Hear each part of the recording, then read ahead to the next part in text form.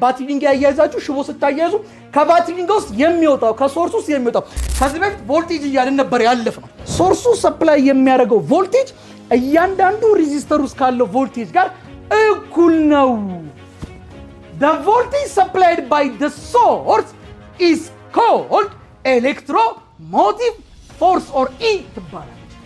E electromotive force voltage እንደማለት ነው። but the difference is electromotive force ማለት ከሶርሱ የሚወጣው አይደል? ባትሪንግ ቢኖራልን ምናምን ቮልቴጅ እያልን ነበር ያለፈው። ግን this is not voltage, this is electromotive force። ቮልቴጅ ብለን የምንጠራው እዚህ ውስጥ ድሮፕ የምትሆነው እዚህ ውስጥ ድሮፕ የምትሆነው እዚህ ውስጥ ድሮፕ የምትሆነው ቮልቴጅ ብለን እንጠራታለን። ከሶርሱ የሚወጣውን ግን we call it electromotive force. so the cause for the charge to be in motion ቻርጆቹ እንቅስቃሴ ውስጥ እንዲሆኑ ምክንያት የሚሆነው እስከዛሬ ድረስ ቮልቴጅ ያልኩ ነው ያወራችሁ። አሁንም ጨምር ቮልቴጅ ሳይሆን ማን ነው ማለት ነው? ኤሌክትሮሞቲቭ ፎርስ እና ቮልቴጅ ኦልሞስት ተመሳሳይ ናቸው።